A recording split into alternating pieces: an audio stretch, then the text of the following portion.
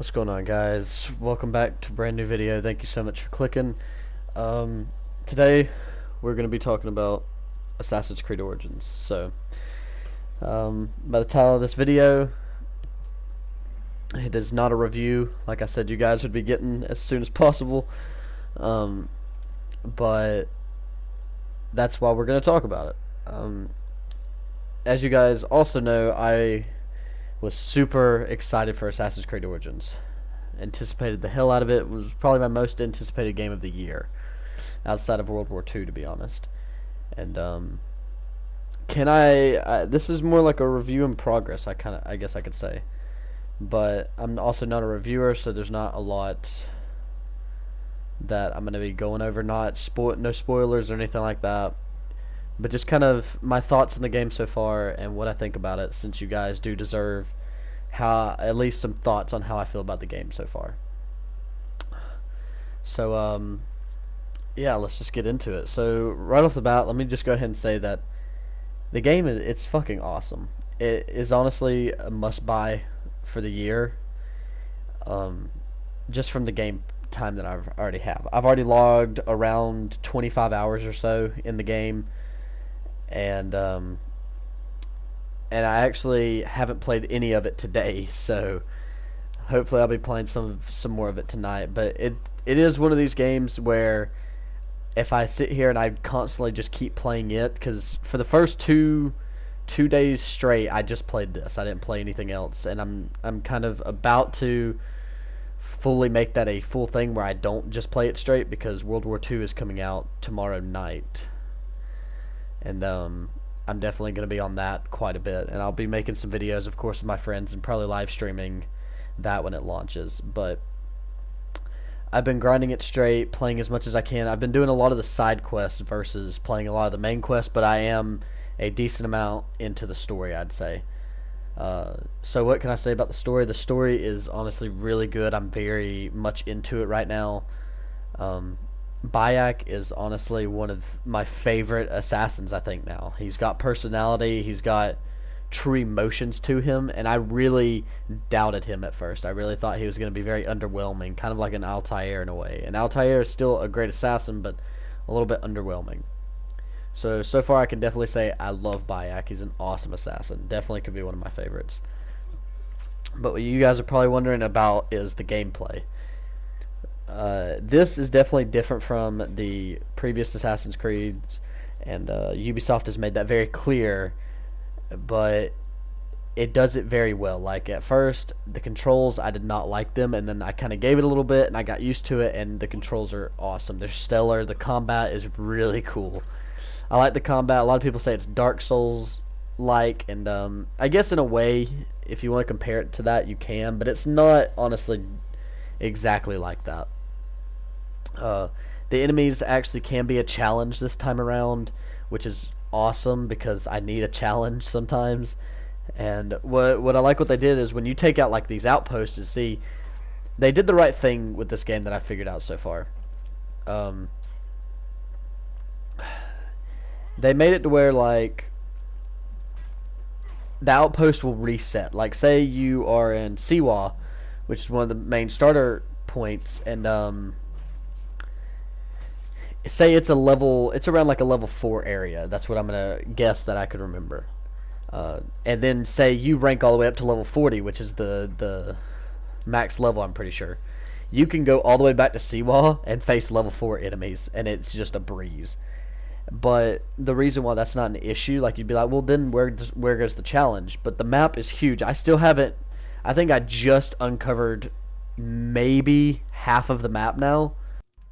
And well, from the level you see here, I'm around level 24. I believe now I'm level 26 or level 27. And the map is so big and the levels stay locked. So if you go to a level 40 area and you want to fight tougher enemies, go there and you'll still have a challenge.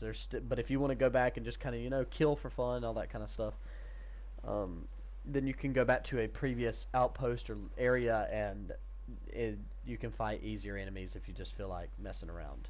And that's good, and I'm really glad they did it like that. One of the issues I had with Syndicate was when you beat the game and you took out all the regions, the only time you could really fight any Templars was if you saw them on the street, and that was it. And that's sometimes rare, and it wasn't good. So this definitely brings back where you will still have stuff to do after you even finish completing that area. Like there's nothing left, and I still have stuff to do in Siwa, and that's just the side quest. But either way, you're also going to see me messing around in the menus with the outfits and the weapons, and I wanted to kind of show off the different types of weapons throughout. And boy, are the weapons fun. I can definitely say that the weapons are a huge improvement from Syndicate, and thank God, because Syndicate didn't have a lot of variety. And this game, I mean, you got regular swords, you have your sickle swords, spears, heavy weapons, heavy blunt weapons. You have the Predator bow, which is more like a sniper, the Warrior bow, which is like a shotgun, and then you have the light bow, which you can shoot very quickly, and then you also have the Hunter bow for the ones who want to use a bow regularly instead of having like a different type of feature to it. And the looting system is a lot of fun as well. I definitely can admit. When you get an exotic weapon, or I guess in this case a legendary weapon, it feels really good, and there's so much exploration, so much loot and stuff to find. It's fun to do. It doesn't get tiring, in my opinion. It's always exciting when you finally get a really good weapon. I found this sickle sword that is so fucking cool, and it has a bleed effect, and it also has a cursed effect, and it's so cool, the variety. I really like it. The animations were also a big thing for me. Well, the combat animations when you kill. You saw me kill a heavier enemy earlier, and he took the sword and stabbed it like right through his head. It was really cool, and I'm happy to say that as far as right now goes, there is variety in the animations, but I don't think it is as much variety as I'd say even Unity. But at the same time, I'm still finding new animations, so there might be more animations than what I think. But of course, there's so many weapons, so there's a lot of animations that are going to happen anyways. So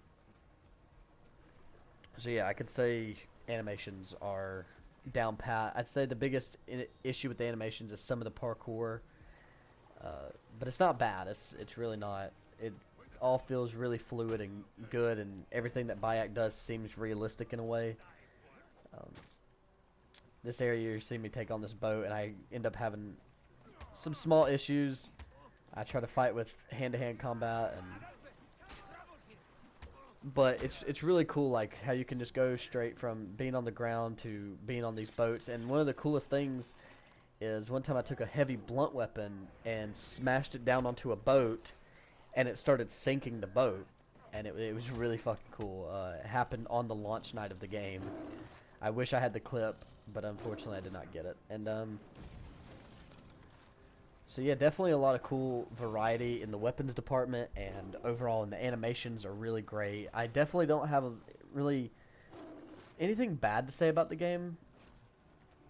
It definitely is different from what we're used to from Assassin's Creed, but it's definitely done really well. Like, I'm glad the game, as far as I know, it's getting really good reviews, and it deserves it. It's awesome. They took, obviously, probably a lot of inspiration from, in my opinion, Metal Gear Solid and The Witcher. And Metal Gear, the only reason is more of the, I'd say,